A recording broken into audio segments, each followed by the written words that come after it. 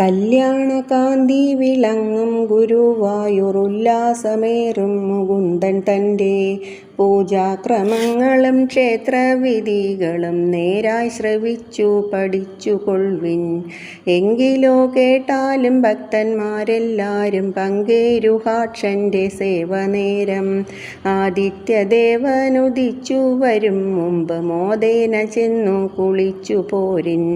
നല്ലൊരു വസ്ത്രമുടുത്തു വഴി പോലെ തെല്ലൊരു ശുദ്ധി വരുത്തിക്കൊണ്ട് ചുറ്റും വലം വെച്ച് കുറ്റങ്ങൾ കൂടാതെ ചുറ്റിനകത്തു കടന്നു മെല്ലെ.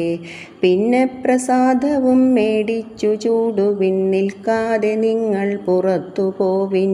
ശീവേലി കൊട്ടി പുറത്തു വരും നേരം ശീവേലി സേവിച്ചു കൊള്ളുവിൻ നിങ്ങൾ. കൊട്ടും കുഴൽവിളി കോലാഹലങ്ങളും ഒട്ടും കുറയാതെ കേൾക്കാമല്ലോ. മുത്തുക്കുടതഴ ആലവട്ടങ്ങളോ മൊത്തമുയർത്തി പിടിച്ചുകൊണ്ട് മൂന്നു പ്രദക്ഷിണം എത്ര മനോഹരം മൂന്നു പുരുഷാർത്ഥം സാധിച്ചിടും. 2 ദിവസം പ്രദക്ഷിണം വയ്ക്കുമ്പോൾ 2 പാദങ്ങൾക്കും ശക്തിയുണ്ടാം. ശക്തിക്കു വേണ്ട വഴിപാടു നേർന്നിട്ട് മുക്തി വരുത്തി വസിച്ചു കൊള്ളുവിൻ. ഉച്ചപൂജയ്ക്കുള്ള നേരമടുക്കുമ്പോൾ മെച്ചത്തിൽ ചെന്നു തൊഴുതു കൊള്ളുവിൻ.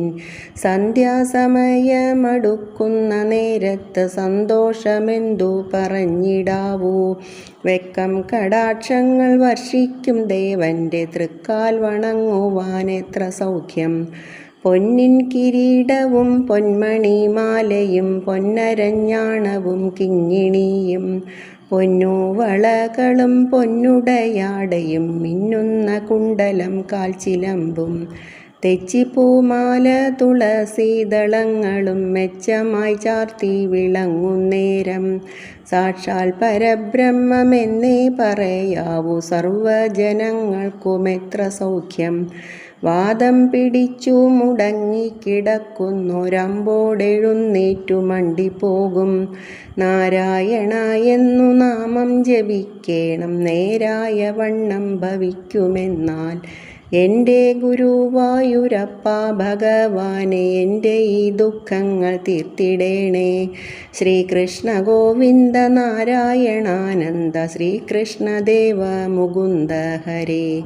ശ്രീകൃഷ്ണ ഗോവിന്ദ നാരായണാനന്ദ ശ്രീകൃഷ്ണദേവ മുകുന്ദ ഹരേ.